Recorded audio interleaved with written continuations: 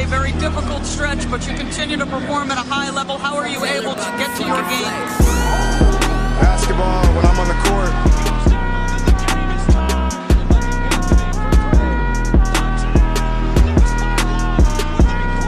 Rebecca, in the future, when you interview me, can you please take off your damn heels? He said, I'll present you, provided you let me wear your heels.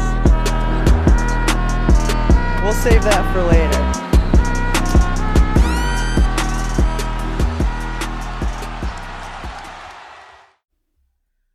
Olá, pessoal, estamos de volta. E antes de começar, de fato, esse podcast, eu quero pedir desculpas e já venho com justificativas, né? Sumimos aí um tempinho, porque fomos boicotadas pela nossa plataforma de gravação. Quer dizer que a gente tinha gravado o quê, Agatha? Uns 40 minutos?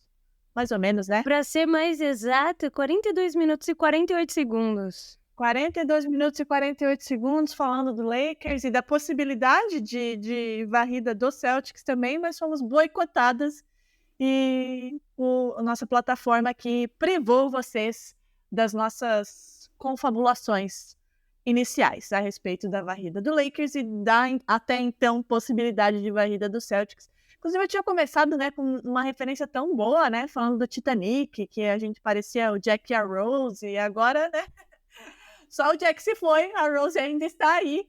Tomara que o final seja igual ao do Titanic e a Rose sobreviva. Mas, enfim, vamos lá. Agatha Máximo, boa noite já, né? Boa tarde, boa noite. Boa noite. Quando o pessoal ouvir já vai ser boa noite, né? Tudo bem com Boa tarde, boa noite, bom dia, a depender de quem... do horário em que a pessoa esteja nos ouvindo. E é isso, né? A gente falou tanto, a gente... Pô, falei pra caralho, né? Puta merda. Então... trouxe muitos fatos, né, sobre os 3-0, que vou ter que trazer novamente, né, inclusive ficar muito de olho nesse provedor de podcast aqui, nesse gravador de podcast que a gente tem, pra ver se isso não acontece novamente, né.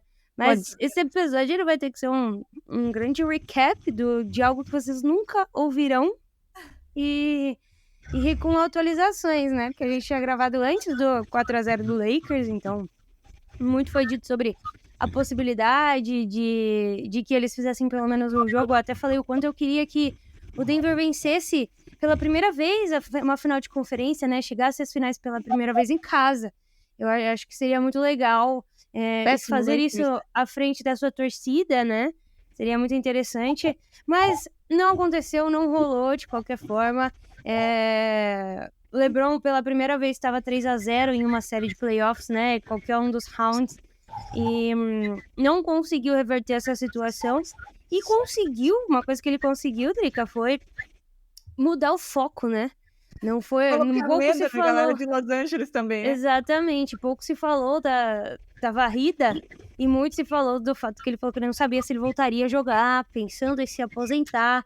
Soube se desvencilhar muito bem das conversas de varrida, mas fato é, Drica, eu sei que você vai introduzir aí tudo e que a gente vai acabar falando mais de Celtics, porque é a série que existe ainda, que o Lakers chegou muito mais longe do que a gente imaginava, né? Eu e você particularmente falando, mas o que eu queria falar pra você é que eu lembro que a gente, em alguns podcasts atrás, eu trouxe pra conversa que eu vi muita gente falando que Lakers bateria Denver Nuggets em uma série de 7 jogos.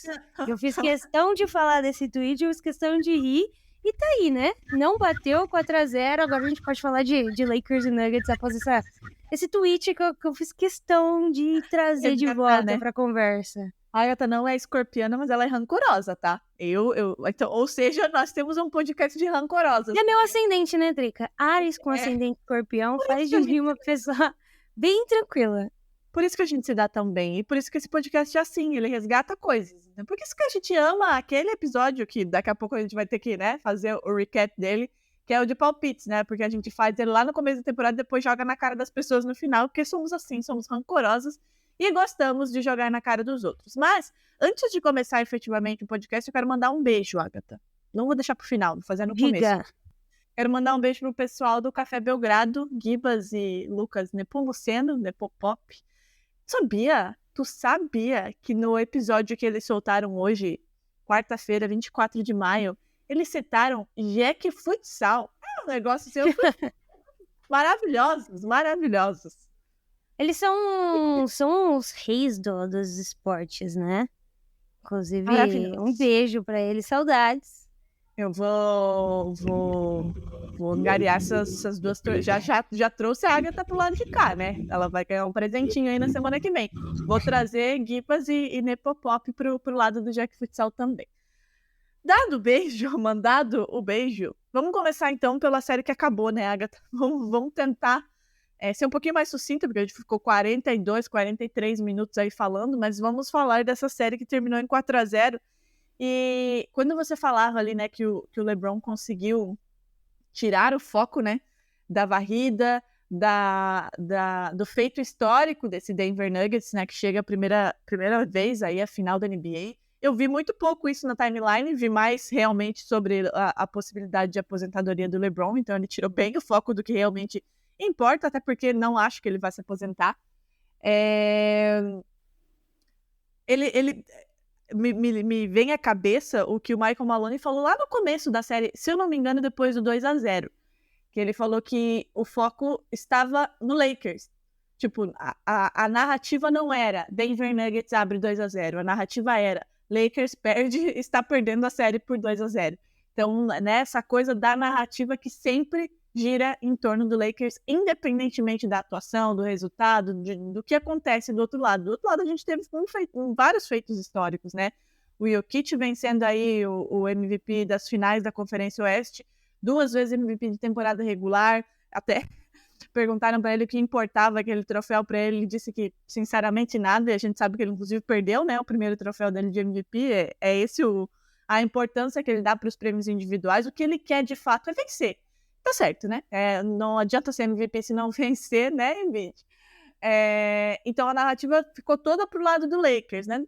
Com certeza no off-season a gente vai falar sobre isso, né? Mas para mim é só um charme aí, uma tentativa de fato, né, de chamar um pouco a atenção, tirar a atenção do que realmente importa. Mas, Agatha, fato é que 4-0 foi uma série equilibrada, como você falava, né? E a gente vinha falando ao longo desses playoffs. A gente falou lá atrás, na trade deadline, que o time, beleza, parecia um time, poderia, né, dar uma brincada, mas não imaginávamos. Eu acho que nem o torcedor do Lakers imaginava, o mais racional, que o time chegaria à final de conferência, né? Dado todo o cenário aí dessa temporada. Mas chegou, e chegou bem. Apesar dos 4-0, como você falou, é um time que a gente tem que, sim, elogiar e bater palma para o que fez, pelo trabalho que fez na trade deadline e após ela. É muito difícil, seria muito difícil, e foi, né? Se concretizou. Você bater de frente com o Denver Nuggets, que, fez uma temporada regular fantástica, tem um Jokic fantástico, tem um Jamal Murray que, tá jogando pra caralho, é muito bem treinado, enfim, são muitas coisas que você teria que superar ali e que não conseguiu, apesar de fazer jogos bem equilibrados. O último jogo, inclusive, o Lakers teve a chance ali nos últimos segundos, né, de tentar roubar esse jogo.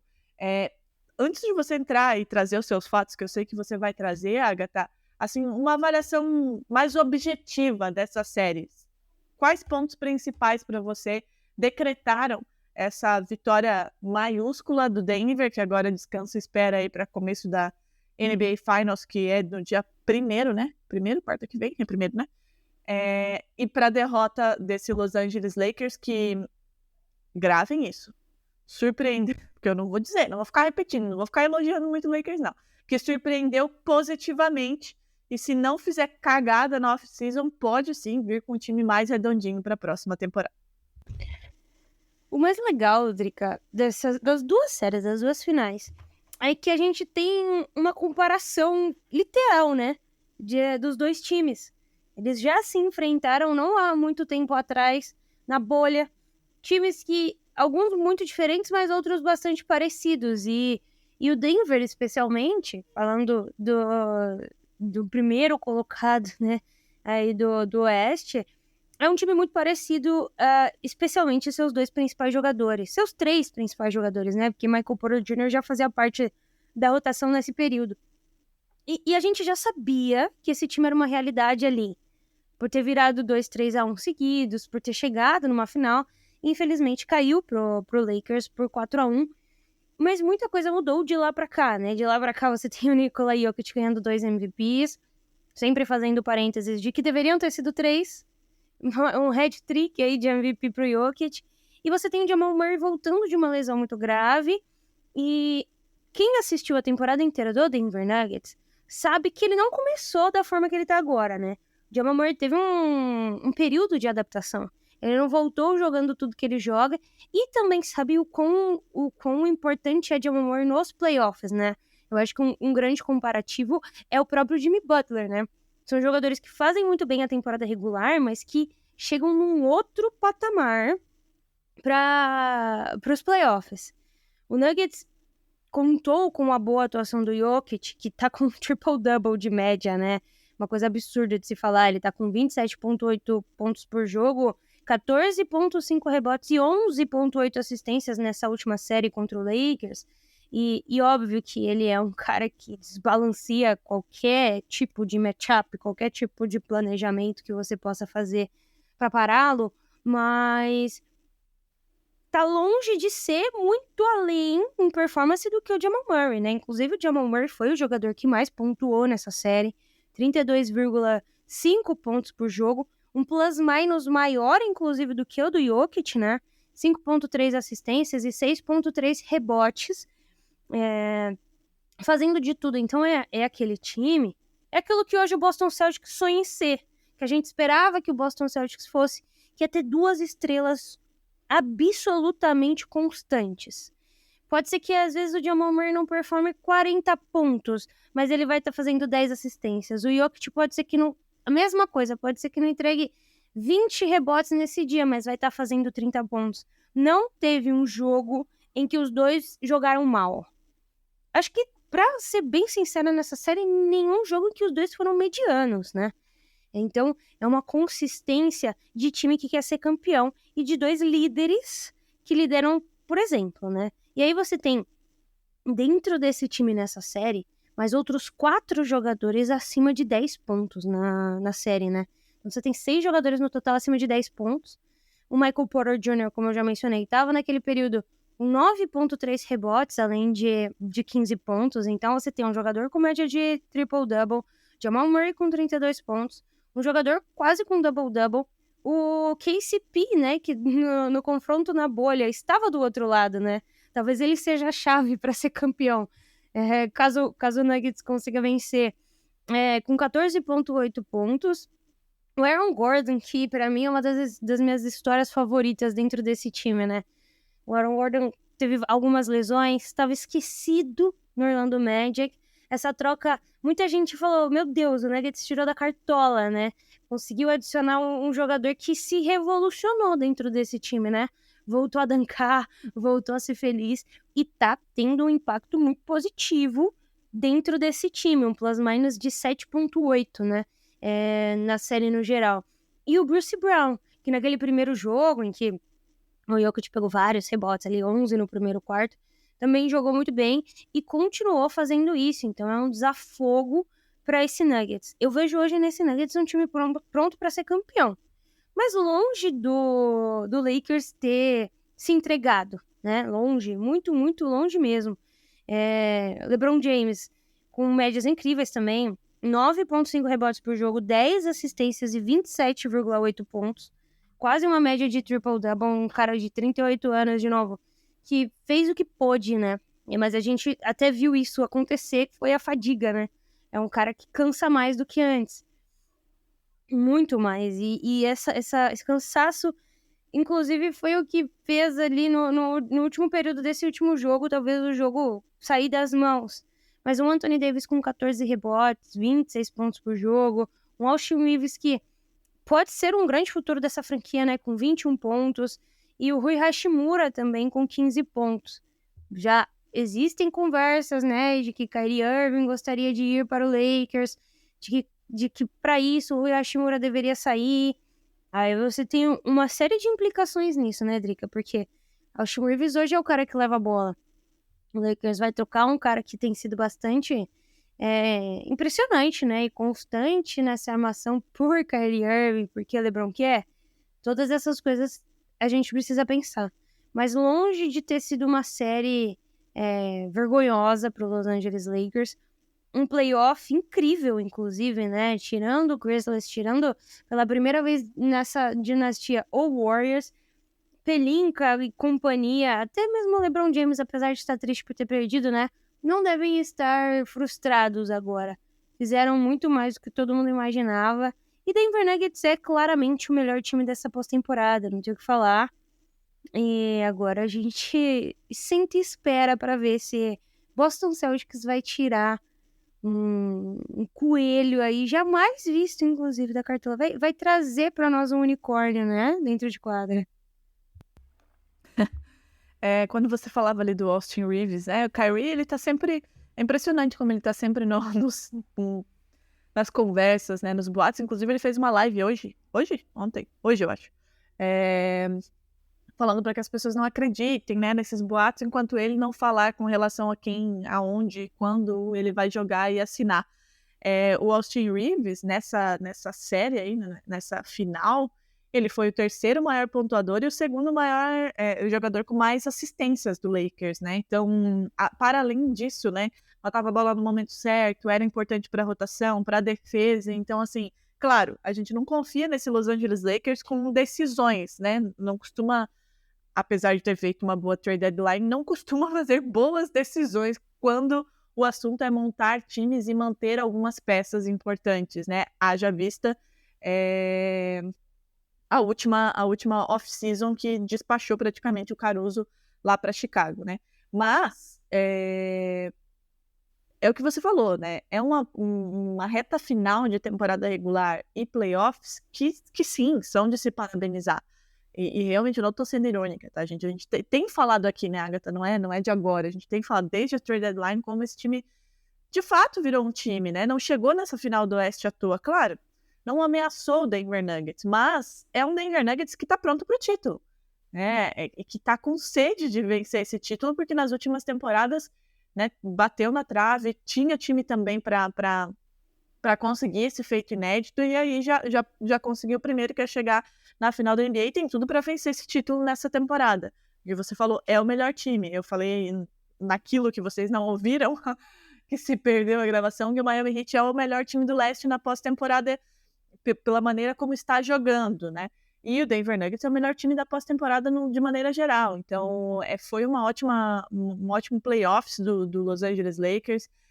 Me preocupa como amante do basquete, né? Como torcedor, eu quero que ele se lasque mesmo. Mas me preocupa o que vão fazer, né? Com esse time. Porque, de fato, é um time que tem esses coadjuvantes, né? Atuando de maneira primordial, eu diria, para que o time chegasse nessa reta final, né? Como você falou, o Rui Hashimura desabrochou, né? Depois de um período meio tenebroso da vida dele, ele chegou nesse Lakers e nesses playoffs, em vários momentos de vários jogos, foi inclusive o principal jogador trazendo o time para o jogo, né? Nos playoffs como um todo. O Austin Reeves, enfim, dispensa comentário de todo mundo, né? De queixo caído e, né, amando ele, um cara que não foi draftado e que foi também fundamental para que o time chegasse a essa final do Oeste. Mas, como a gente sabe, o Los Angeles Lakers costuma fazer algumas cagadas, né, nas off-seasons principalmente, e principalmente se o LeBron James usar, né, esse discurso de tô cansado, quero me aposentar, acho que não vai rolar, mas se vocês trouxerem o Kyrie Irving, quem sabe eu fique mais uma temporada, né? E aí a gente, assim, se eu fosse apostar, eu apostaria que fariam cagada de novo para manter o LeBron James. Então, eu acho que o saldo dessa temporada para o Lakers é muito positivo. Claro, nenhum torcedor quer chegar numa final e não conseguir roubar nenhum jogo, ser varrido numa final de conferência, ninguém quer. E obviamente todo mundo está frustrado. Mas, a partir do momento que parar e olhar para a temporada, olhar para o que esse time fez e a maneira como ele chegou até aqui, é sim de se parabenizar e se orgulhar do time, eu diria, né? O técnico conseguiu fazer bons ajustes, o Ham foi bem, o time como um todo foi bem, Anthony Davis esteve saudável, só isso aí já era para se comemorar, né? Porque a gente não vê com frequência nenhuma praticamente isso. Então, é uma temporada a se comemorar, e o Nuggets está aí, né, a 4 passos de conquistar seu primeiro título de NBA, o que seria fantástico, e eu sei que você está torcendo por isso, Agatha. Mas, vamos voltar agora os olhos para o leste. O leste, que, como você bem mencionou, ainda há uma série, e há uma série que muita gente comemorou, inclusive que torce contra o Celtics, mas comemorou pelo fato de dar mais um suspiro aí de basquete, né? Porque senão a gente só teria mais a final da NBA, ficaria mais de uma semana aí sem jogo, mas teremos jogo nessa quarta-feira, dia 25, o jogo 5 em Boston, depois dessa vitória em Miami, né? O Celtics roubou aí esse joguinho em Miami e precisava, né? Porque se perdesse também seria varrido, e aí a gente teria duas finais aí com varridas, mas o Celtics conseguiu aí, né, esse respiro.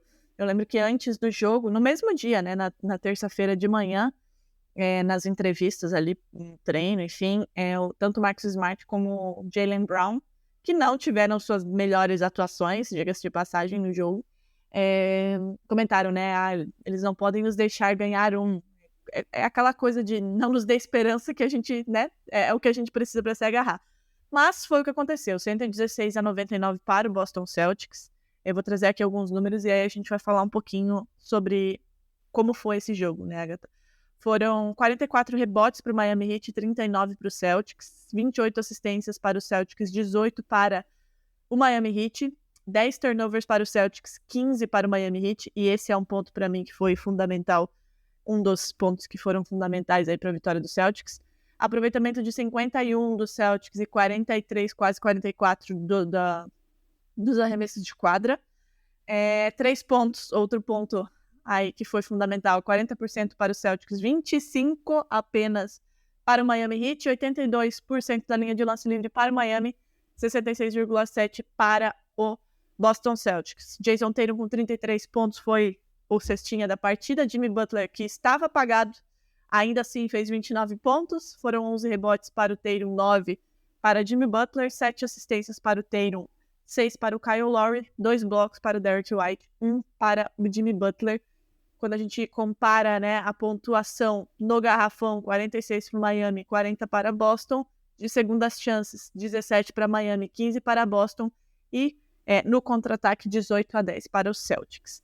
Agatha, para mim, 3 fatores foram fundamentais, 4, para a vitória do Boston Celtics. E aí você concorde ou discorda, e aí fala aí a sua opinião. Primeiro, defesa muito, muito forte, a defesa que a gente se acostumou a ver nesse Boston Celtics, né? Limitou muito Bam Adebayo, que vem numa crescente nesses playoffs, como todo time. Absurdo, não conseguiu jogar para si, não conseguiu criar para os companheiros, não conseguiu puxar a marcação para os companheiros, enfim, não conseguiu jogar de fato como vem jogando aí nesses playoffs, nessa série, nessa reta final aí de temporada. Para mim, primeiro ponto, defesa do Boston Celtics. Segundo, e eu acho que uma coisa vai puxando a outra, inclusive. Segundo, número de turnovers. Foram 5 turnovers a mais para o Miami Heat, e aí a gente vê esse reflexo no número de pontos no fast break, né, que foram 18-10 para o Boston Celtics. Então, essa defesa fez com que o Miami cometesse mais erros, e em cima desses erros do Miami, o Celtics pontuou e conseguiu aí, né, essa vantagem de 17 pontos no final do jogo. Terceiro fator para mim, aproveitamento dos 3 pontos. O Celtics teve 40%, é uma das marcas desse time. Quando o time consegue um aproveitamento bom, não perde. E por outro lado, o Miami Heat, que tem tido um aproveitamento muito bom nessa série, né, que é impressionante o que acontece com esses jogadores do Miami, teve um aproveitamento baixíssimo de apenas 25%. Claro, também em função da defesa do Celtics, né? Por isso que eu digo que uma coisa puxa a outra. Mas as bolas que costumam cair, que caíram nos 3 primeiros jogos, não caíram nesse jogo 4, e aí a gente teve esse reflexo também. E o quarto fator, Jason Tatum, que principalmente no segundo tempo, né? Aliás, no segundo tempo, terceiro, quarto, colocou o jogo no bolso, praticamente, e fez com que o Boston Celtics tivesse, né, uma run de 16-0 no terceiro quarto e conseguisse, né, deixar o jogo mais tranquilo, conseguisse fazer com que o Celtics pudesse administrar no quarto quarto. Foram 14 pontos para o Tatum apenas no terceiro período. Então, para mim, esses 4 são os fatores aí que fizeram com que o Miami tivesse muita limitação e não conseguisse emplacar o jogo que estava emplacando nos 3 primeiros jogos, e o Celtics conseguisse essa sobrevida para levar novamente essa série para Boston e tentar forçar aí um jogo 6, que aí vira o próprio caos, né, Agatha? Sim, Drica, você mencionou alguns pontos, eu tenho alguns outros interessantes, mas ontem o Celtics evitou de se tornar o time 151, né? A perder após estar atrás de 3-0. E aí, eu falei no episódio que vocês nunca vão ouvir, que por 3 vezes, dentre as 149, que no caso o Lakers ainda não tinha perdido, né? Mas, enfim, por 3 vezes dentre as 150, times conseguiram empatar a série por 3-3, mas ninguém nunca conseguiu vencer, né? O jogo 7 sempre foi vencido por time que tinha a vantagem inicial. E aí, continua não sendo reconfortante, mas eu vou falar os outros números, né? De todos os times que começaram a série perdendo por 3-0, 44, que dá 29%, conseguiram forçar um quinto jogo. Apenas 11 chegaram, 7,3% chegaram ao jogo 6, e apenas 3, 0,2%, conseguiram empatar suas séries antes de ser eliminados no final, né? Mas muitos fatores envolvem essa mística, e o Boston Celtics é um time que, no papel e durante a temporada, tem chances de tirar esse coelho da cartola novamente, né? Ontem o Boston Celtics se pareceu muito mais com o que a gente viu durante toda a temporada, né? Durante, sei lá, mais de 100 jogos, por o Celtics existir, né? Mas por alguns momentos, Drica, eu pensei que o jogo ia escapar, né?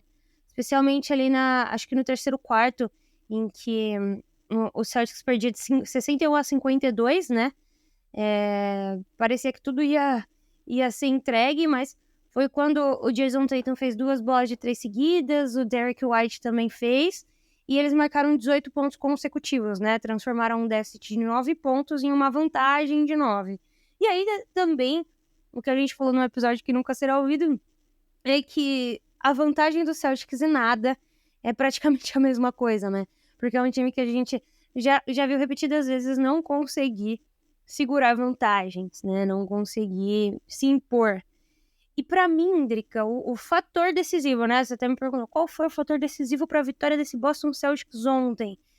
Para além de Jason Tatum, foi a consciência recobrada de Joe Mazzulla em pedir tempo técnico na hora certa.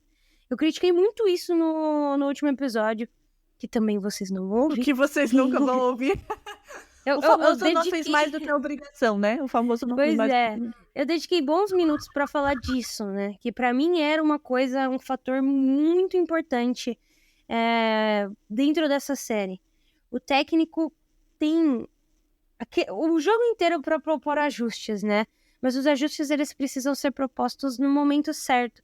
E o Joe Mazzulla, por diversas vezes durante esses 3 primeiros jogos, parecia esperar que o time encontrasse sozinho o caminho de reaver a partida. E por diversas vezes ele percebeu que não era isso que aconteceu. Então ele volta para esse jogo um pouco mais atento a isso. E aí teve 2 momentos, inclusive, também, que ele resgatou, né, o time. No terceiro quarto teve uma hora que o Jaylen Brown tava para perder a bola, e aí o jogo ia ficar mais complicado, ele pede tempo, conversa com o Jaylen Brown, arruma e faz o Celtics acelerar a defesa, acelerar o ataque. E no quarto período, que foi um período que eu até vi um tweet seu, que ele volta assim, Jason Tatum na quadra, o time volta muito desatento, desorganizado, e aí quando o Miami faz uma cesta aí, começa a aproximar, né, fica 5 pontos de vantagem, ele pede tempo e volta com o Jason Tatum pra quadra. Esses foram dois pontos cruciais ali no final do jogo, que fazem pra mim o Boston Celtics vencer. E o Joe Mazzulla precisa continuar nessa toada. Tem que pedir tempo, não interessa que pode ser que seus jogadores consigam pensar dentro de quadra. Pede tempo, porque o Miami é impiedoso. Se a sua série não te ensinou isso, assiste a série com o Bucks, né? Assiste a série com o Knicks. Você vai perceber o quão impiedoso é o Miami, né? E Você mencionou essa parte dos arremessos de 3, né? O Celtics estava na série com 29%, pensando nos 3 jogos. Ontem arremessou 40%. Faz muita diferença, né? O Miami, inclusive, diminuiu bastante essa porcentagem ontem, não arremessou tão bem. E uma coisa que tinha sido a grande chave do Miami até então, que eram os coadjuvantes, dessa vez trocou de lado, né? A gente falou bastante também disso, né? O Miami tem 7 jogadores não draftados, 4 deles jogam muito, que é o Gabe Vincent, o Caleb Martin, o Max Strus e o Duncan Robinson. Eles estavam somando os 4 nesses primeiros 3 jogos, Drica, com 61 pontos por jogo. É muito absurdo, né? E do outro lado a gente não estava vendo também esse volume.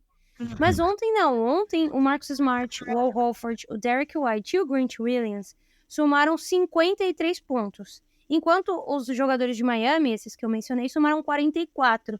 Então, com os 33 do Jason Tatum e os 17 de Jaylen Brown, já a gente tem com tempo para falar de Jaylen Brown, né? Elogiei muito, mas está precisando de um puxão de orelha. A gente viu um Celtics muito mais coletivo, né? Eu acho que isso passa também pelo fato de que eles estavam passando mais a bola. Nas 3 primeiras séries, o que a gente viu foi ISO, bola de 3, ISO, bola de 3, ISO, bola de 3. Nada a ver com o Celtics, que a gente se acostumou durante a temporada, que é movimentação de bola. Então existe um mundo. Eu acho que esse jogo ele vem para mostrar para o Boston Celtics que fazer o que eles faziam antes é o caminho, que existe esse caminho. Que tudo que eles fizeram nos 3 primeiros jogos não é o Boston Celtics, está longe de ser. O que se eles colocarem na linha, existe a possibilidade de ir contra todas as estatísticas e expectativas, né? Mas eu acho que esses foram os grandes pontos chaves dessa vitória no jogo 4. Você falou sobre os coadjuvantes, né? Primeiro que os 4 que você citou estão fazendo ótimos playoffs. Eu acho que o Miami Heat como um todo vem crescendo, né? E esses 4 caras, principalmente, que são caras que não fazem isso. E não é que não fazem isso regularmente, não. Eles não fazem isso. Eles estão fazendo isso nos playoffs, né? A gente falou também, nesse episódio que vocês não vão ouvir, eu falei, né? Pô, Gabe Vincent não é melhor do que Jaylen Brown. Max Strus também não. Caleb Martin também. Nenhum deles é melhor do que o Jaylen Brown, por exemplo. Mas eles estão muito bem. E aí, nesse jogo, a gente teve aí essa questão de o Celtics defender muito bem a quadra inteira, né? Ser muito agressivo na defesa, conseguir movimentar melhor essa bola, como você falou, ser o Celtics que a gente se acostumou a ver, ainda que durante a temporada regular também teve momentos de altos e baixos, mas sempre com essa característica. Foi assim que chegou até aqui, meio aos trancos e barrancos, mas chegou. E é assim que tem que jogar, né? Não tem que inventar a roda agora. Tem que fazer o que tem que fazer. É playoffs, fazer ajustes de acordo com um outro time, sim, mas dentro das suas características e atacando as fragilidades do adversário, né? Um cara que, pra mim, não pode ficar sem jogar, como estava ficando, inclusive, é o Grant Williams. Fez merda provocando Jimmy Butler? Fez merda provocando Jimmy Butler. Óbvio, ninguém aqui vai dizer que não. Fez. Ontem, inclusive, ele deu um toco muito lindo em cima do Jimmy Butler e ficou quieto. Eu vi, acho que até um tweet do Café Belgrado que foi, nesse momento, todo torcedor celta queria tapar a boca do Grant Williams. E é verdade, né? Fica quieto, querido. Faz o teu papel e segue a vida. Mas ele jogou 29 minutos nesse quarto jogo, com 14 pontos, 6 rebotes, 2 assistências, um bloco que foi esse em cima do Jimmy Butler, um steal, mais de 57% de aproveitamento de field goal, mais de 66% de aproveitamento das bolas de 3, foram 4 em 6, acertou os 2 lances livres que teve, então assim, ele é importante. Claro, não é o cara que, nossa, vai mudar o patamar, a estrela, mas é importante. Ele pode, em vários momentos, mudar, né, a dinâmica do jogo. É importante que ele jogue. E mostrou isso ontem, e eu espero que o Joey Mazzulla tenha entendido esse recado. E quando você falava sobre Jaylen Brown, vamos lá, a gente vai falar sobre Jaylen Brown. A gente também falou, né, no outro episódio que se perdeu, sobre esse imediatismo, né, da torcida, de, meu Deus, num dia, e eu falei isso ontem também, porque no jogo 3 já tinha gente cogitando trocar todo mundo, fazer um rebuild, vamos trocar Jason Tatum, vamos trocar Jaylen Brown, vamos trocar todo mundo. E ontem o Jason Tatum era o melhor jogador do mundo, né? Como ele falou lá atrás, um dos melhores. Então eu acho que a torcida, eu entendo, né? Essa coisa de ser passional, a gente é muito assim no Brasil, mas a torcida precisa entender que a banda não toca desse jeito, né? Jaylen Brown não tá bem. óbvio que não tá bem. Ele está fazendo a temporada toda, num contexto geral, a melhor temporada da carreira dele. Né? Os dois, quando combinam para 30 pontos, o Celtics basicamente não perde, mas ele precisa marcar 30 pontos, assim como o Jason Tatum, que também não é regular, a gente também criticou ele aqui. Né? Em algum momento, de algum lugar que eu não vou lembrar qual foi, eu acho que talvez tenha sido na primeira série, Agatha, não sei se você lembra, que eu cheguei a falar, nós chegamos a falar, que o Jaylen Brown é mais confiável do que o Tatum, porque era mais consistente, né? Era mais regular, não é aquela coisa de vai e vem, que o Tatum tem jogo que faz 51 pontos, no outro faz 12. É mais nessa série, especificamente contra a Miami, ele não está conseguindo jogar. E o Celtics precisa que ele jogue. Né? O Celtics, se a gente olhar individualmente, como eu acabei de falar, Gabe Vincent não é melhor do que o Jaylen Brown, mas está melhor do que o Jaylen Brown. E ele precisa entender isso e colocar isso dentro de quadra. Não acho que seja motivo para pânico ele tem que ir embora. Não é o caso. Aliás, todo mundo tá querendo, né? Todo mundo quer ele. Então, sosseguem o facho. Mas ele precisa entender que ele precisa entregar mais. Gostaria de lembrar que nas finais do ano passado contra Golden State Warriors, ele foi, eu falei isso lá atrás e repito aqui, ele foi o melhor jogador do Celtics naquela final de NBA. Então, ele é um ótimo jogador, ele pode entregar muito mais do que ele está entregando, mas ele precisa entregar. Agora vai jogar em casa, diante do torcedor, tem todo esse fator. A gente sabe que o Celtics geralmente, não estou dizendo que vai vencer o jogo 5, tá? Não é isso que eu estou dizendo.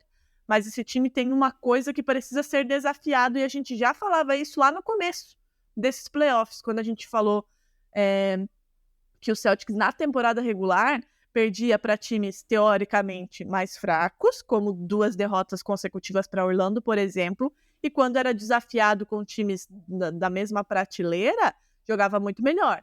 Então é um time que precisa ser desafiado, e precisa ser desafiado pelas circunstâncias, porque o Joey Mazzulla, como a gente já falou aqui, não é que ele seja um técnico ruim, ele pode vir a ser um bom técnico, mas não está pronto, então não é ele que vai fazer essa provocação. O time precisa se sentir provocado, e é o que está acontecendo agora. Tá com as costas na parede, a partir do 3-0 não pode mais perder, e talvez seja essa a chama que precisava para esse time. Mas é uma chama que também precisa acender lá no coraçãozinho do Jaylen Brown, porque é preciso que ele jogue. O Tatum, beleza, jogou muito, botou a bola debaixo do braço no terceiro quarto e resolveu a parada com todos esses outros fatores que a gente mencionou aqui. Mas é importante a gente lembrar que uma defesa muito forte, Erik Spoelstra vai fazer ajustes com relação a isso, Jimmy Butler não estava bem, ele não vai jogar 2 jogos como ele jogou esse, então é preciso que todo mundo pegue junto, senão essa série vai acabar em Boston. Precisa existir um consenso geral. Você falou, legal, é bacana que o Jason Tatum consiga botar a bola debaixo do braço e resolver. Mas o Celtics não é um time que precisa disso, né? É diferente da gente ver. Essa característica, né, até uma coisa que a gente sempre falou aqui. Tem os dois como principais, mas não é um time da individualidade como vários outros da NBA, é um time coletivo, e para isso todo mundo precisa jogar. Exato, era o que eu ia falar. Por exemplo, o Luka Doncic na última temporada que eles acabaram com o Suns, beleza, existia a necessidade de Luka Doncic colocar a bola debaixo do braço, porque se ele não fizesse aquilo ali, ninguém ia fazer. Você tinha um Jalen Brunson ainda, né? Beleza. Mas esse time não precisa disso. Não é um time que depende da sua maior estrela para sobreviver. Mas o time todo precisa estar em sinergia, né, para que isso aconteça. Inclusive, um fato curioso, Drica. Nos últimos 14 jogos do Celtics, o Celtics está com 7 vitórias e 1 derrota quando faz mais de 15 bolas de 3 no jogo. E está com 0 vitórias e 6 derrotas quando faz menos de 15 bolas de 3. Mais uma evidência, né, do quão importante é a bola de 3 nesse time e do quão desestabilizados eles ficam quando essa bola não cai. Né? Parece que, de fato, de acordo com a estatística, não existe alternativa para um dia em que a bola de 3 não esteja caindo. Então precisa cair. E não é só a bola do Jason Tatum que tem que cair. É a bola do Derek White, a bola do Marcus Smart e a bola do Horford, principalmente, né? Que é aquela bolinha de segurança ali no corner. E ontem, né? A partir de ontem, o Jason Tatum se tornou o maior pontuador nos playoffs, né? Do Boston Celtics. E ele está liderando, Drica, a NBA inteira em pontos nos playoffs desde que ele entrou na liga em 2017, tá? Só isso, né? E tem gente que acha que é bom fazer um rebuild, manda ele embora. Eu fico puta da cara com isso. Mas enfim, é isso que você falou, sabe? Beleza, é legal ver o Tatum fazendo o que ele fez ontem, chamando a responsabilidade, é uma coisa que a gente inclusive cobrou aqui, né? Ele precisa, e eu acho que ele deu um salto gigante da temporada passada com relação a essa, em vestir mesmo, né? Essa carcaça de franchise player, de um cara de responsabilidade, ainda que ele oscile bastante e precise dessa maturidade para ser mais constante nesse papel, né? Lembrando que ele tem 25 anos. É legal ver isso, mas é mais legal ainda quando o time inteiro joga e o que ele faz apenas potencialize o time, né? É legal quando os dois fazem mais de 30 pontos. Bom, quantos jogos tivemos essa temporada nessa situação e o time venceu com facilidade? E para enfrentar um time como o Miami Heat, que é consistente, né? Que é um time equilibrado, tem um Jimmy Butler completamente fora da curva, isso, enfim, todo mundo já falou, mas é um time que, como a gente vem falando aqui, todo mundo contribui muito via de regra, todo mundo vai ter que jogar. Falamos lá no começo da temporada que esse time, esse elenco do Celtics atingiu aquela profundidade que todos nós achávamos que era o caminho para chegar a uma final de NBA e conquistar esse 18º título depois de 15 anos. E, de fato, tem essa profundidade, né? A gente tem aí dois jogadores, 2 All-Stars, 2 jogadores que estiveram nos times ideais da NBA, né? No primeiro e no segundo, o 6º homem, o cara que foi defensor do ano passado. Então, o Robert Williams, que só não esteve nas discussões ano passado porque machucou e a gente sabe o impacto que ele traz, né? Então, assim, é um time muito bom. Precisa ter essa chama. Precisa estar, sei lá, precisa ter uma provocação. Precisa estar, assim, com gana de vencer, né? E a gente não viu nos 3 primeiros jogos. Foi completamente dominado pelo Miami Heat. Vimos uma faísca nesse 4º jogo. Ainda não é aquilo que esse Celtics pode entregar.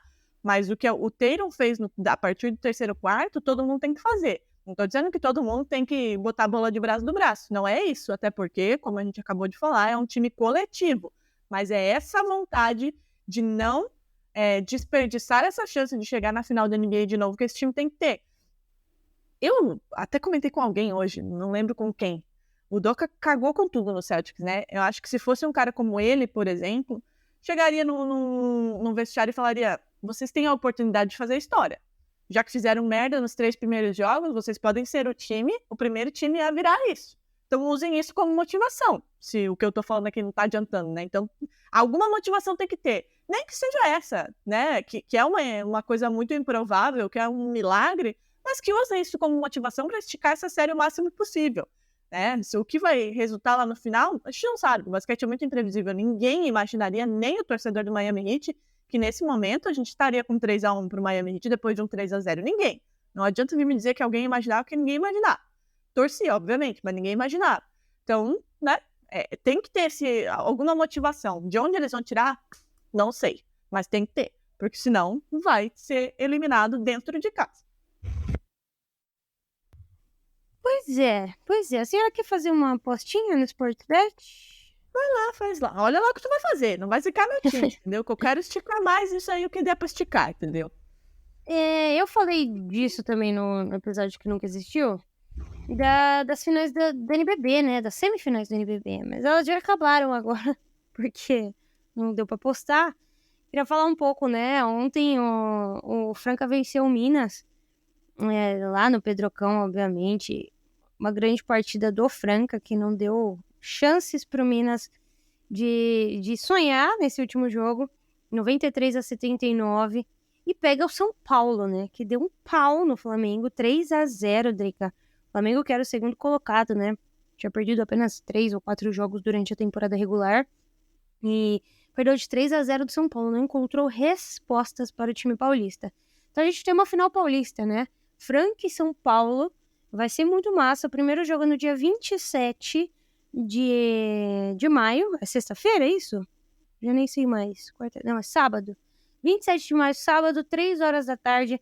Transmissão no aplicativo da NBA, no YouTube, na Cultura, na ESPN e no Sport TV, tá? Então, assim, todos os jogos vão ser transmitidos por todos esses lugares. Não tem nem justificativa para não assistir. E a primeira partida é dia 27, tá? gente pode ver aí um campeão inédito com o São Paulo ou uma dobradinha de Franca, né? Franca vencendo talvez aí todos os prêmios possíveis dessa temporada, mas não invicto, né? Perdeu a invencibilidade para o Unifacisa, quase foi de base ali nas quartas de final, mas conseguiu voltar, também sofreu bastante com o Minas, que faz um trabalho maravilhoso nessa temporada, e agora enfrenta o São Paulo. Mas vamos de aposta, Drica. Olha lá o que você vai fazer.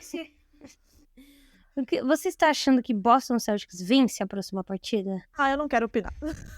Já diria o meme, não me sinto capaz de opinar. Cara, ontem um colega meu de trabalho veio me pedir ajuda, né, pra apostar. Eu falei, cara, eu já falei, não me pede pra apostar no jogo do meu time, que eu não me sinto capaz.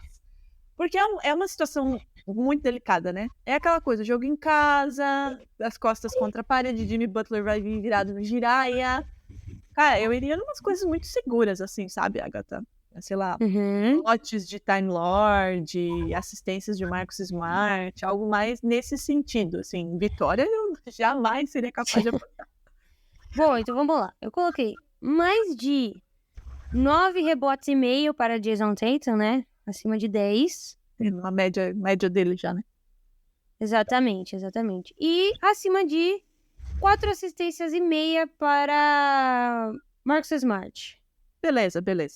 Acho Beleza? que é uma... Sem grandes... Não, sem loucura, Agatha. Senão, sem eu já tô loucura. te culpando já, né? Porque você me prometeu e você será culpada. A decepção é minha, eu culpo quem eu quiser, né? E eu tô culpando você.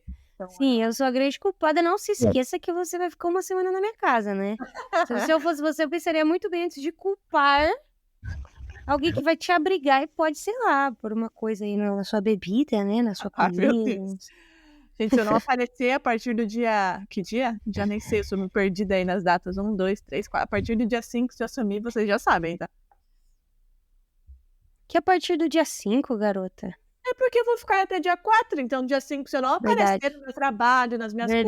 Verdade. E aí? Tá chegando, hein? NBA House. Tá chegando e a gente tá fazendo... Aliás, eu ia falar, a gente tá reforçando sempre aqui, mas ficou naquela gravação que se perdeu, né? Se vocês ainda estão aí com dúvidas quando vão na NBA House, a dica é, estaremos por lá nos 2 primeiros jogos. Então, time completo, né?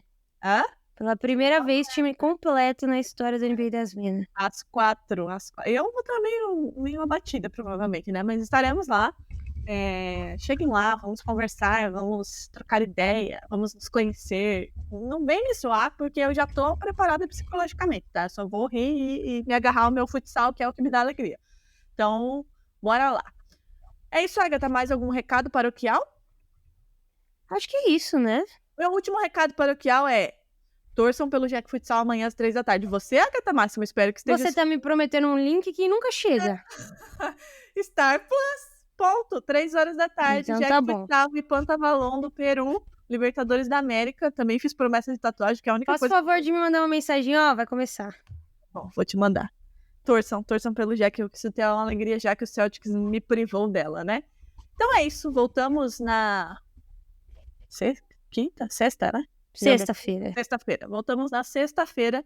Esperamos que, para falar do jogo 5, vitória do Celtic, no jogo 6, eu porque torço e vocês porque querem ver mais jogos, né?